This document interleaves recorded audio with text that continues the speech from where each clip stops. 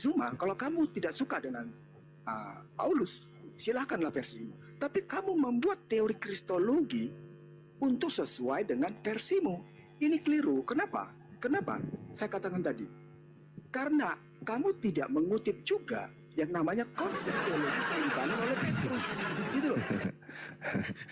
Sekarang Anda dudukkan perkara ini dulu, saudara. Anda dudukkan Keluaran 23 yang dikutip oleh Yesus ini di dalam Lukas 24 nomor 44. Kira-kira, sabar dulu. Kira-kira bisa nggak agama Kristen lolos di sini? Cuma paham nggak kristologi? Paham. Paham. Nah, artinya ada di tengah-tengah itu iman, dan iman itu Jangan bawa imanmu di sini, saudara. Saudara, topi sapam bisa kau sembah kalau hanya berdasarkan iman. Saya tanya samamu, Keluaran 23 nomor 78 bisa nggak agama Kristen lolos di sini? Zuma. Yesus itu disalibkan, mati dan selesai dan seterusnya. Enggak, saya tanya, jangan kau bawa konsep itu. Saya tanya dulu, saudara. Saya tanya bahwa Yesus itu. Saya tanya sama saudara, Keluaran 23 nomor 78 bisa nggak lolos agama Kristen di sini? Jangan modal semangat. Jangan modal semangat kalau ilmu nggak ada, jangan. Coba dudukan agamamu di sini. Bisa nggak agamamu lolos di sini? Lihat.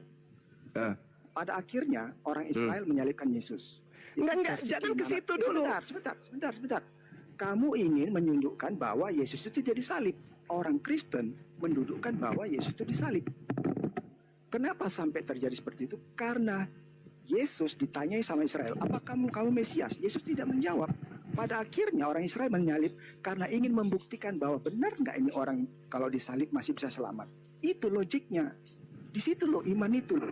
Pak Zuma, Anda mendestruksi konsep kekristenan yang dibangun oleh konsep kekristenan yang dibangun oleh Simon Petrus.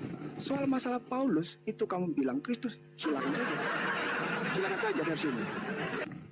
Ilmu kristologi itu jelas-jelas melenceng dari apa yang disampaikan oleh Petrus.